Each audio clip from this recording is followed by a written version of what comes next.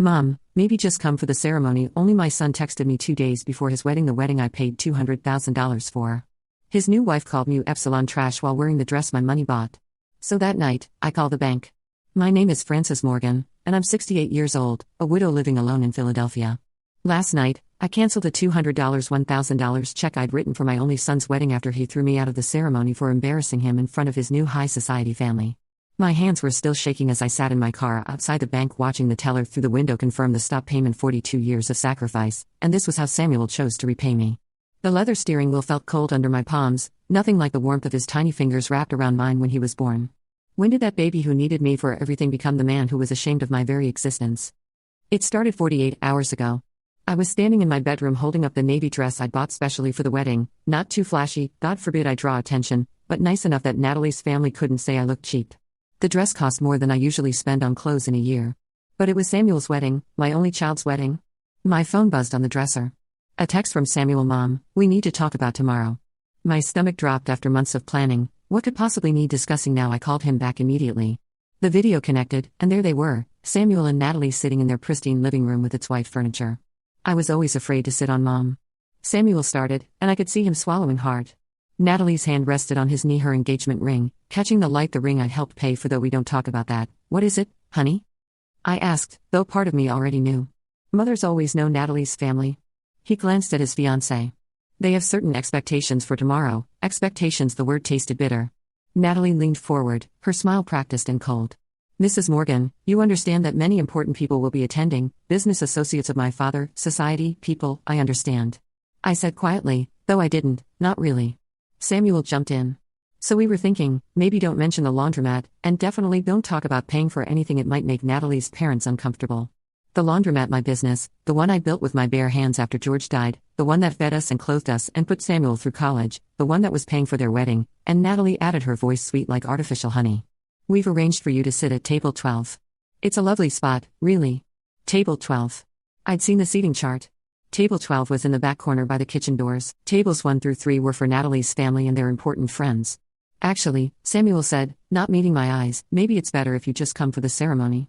The reception might be overwhelming for you, overwhelming for me, the woman who'd worked 16-hour days, who'd scrubbed other people's dirty clothes until her hands bled, who'd saved every penny so he could have everything he needed. That woman might be overwhelmed by a party. I see. I managed to say, my voice steady, despite the crack forming in my chest. You understand, right, Mom? It's just one day, one important day, one day, as if the previous 15,000 days of raising him meant nothing. After they hung up, I sat on my bed for a long time staring at that navy dress. How many signs had I missed? How many red flags had I explained away with he's just busy or he's trying to fit in with Natalie's crowd? I thought back to all the little moments I'd ignored, the times Samuel told me, not to mention the laundromat at dinner with Natalie's parents, just say you're in the service industry, Mom. Keep it big. The way Natalie had forgotten to invite me to the dress shopping trips, though her mother and 3 sisters were all there. The increasingly sparse phone calls always cut short because they were crazy busy with wedding planning. Each memory was like a small cut, and I was only now realizing I'd been bleeding out slowly for years. The pattern was so clear in hindsight. The closer the wedding came, the more Samuel pulled away. No, that wasn't right, the more he pushed me away. But even then, sitting in my bedroom with the full weight of rejection on my shoulders, I had no idea what would happen the next day. I couldn't have imagined that my son, my baby boy, would do something that would shatter 42 years of unconditional love into pieces so small they could never be put back together. The sun was setting outside my window, painting the sky the color of old bruises. Yes, tomorrow was supposed to be the happiest day of Samuel's life. I just hadn't realized that my absence was required for that happiness. 1981, Reagan was president. I was 26 years old and 8 months pregnant with Samuel when I dropped out of nursing school. The morning sickness had been brutal, lasting well into my 3rd trimester, and the clinical rotations were becoming impossible.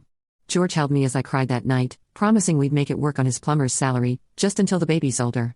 He'd said, rubbing my swollen belly, then you can go back. But babies need things, diapers, formula, clothes, they outgrow every few weeks. And George's work was seasonal. Good money in summer, when people fixed their houses, lean winters when pipes froze and nobody had cash for repairs. I took in mending at first, then laundry for the neighbors. What started as a few loads a week in our basement became a full operation in our garage. By the time Samuel was 5, I was running Morgan's laundry services out of a rented storefront, working 14-hour days while he played in the back room. I'd set up with toys and books. My hands were perpetually raw from the chemicals. My back ached constantly from bending over the machines, but every sacrifice felt worth it when I tucked him in at night. Mommy, why do your hands hurt? He'd ask, touching the cracked skin gently, because I'm building something special for us. I tell him something that will make sure you can be anything you want when you grow up. The nursing school called twice over the years letting me know about re-enrollment options. Both times I declined. Samuel needed braces. Samuel was starting high school and wanted to play football. Equipment was expensive.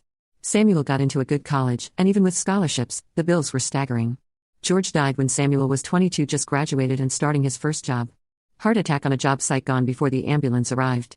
The life insurance helped, but I poured most of it into keeping Samuel stable during his grief therapy, time off from work to process anything he needed.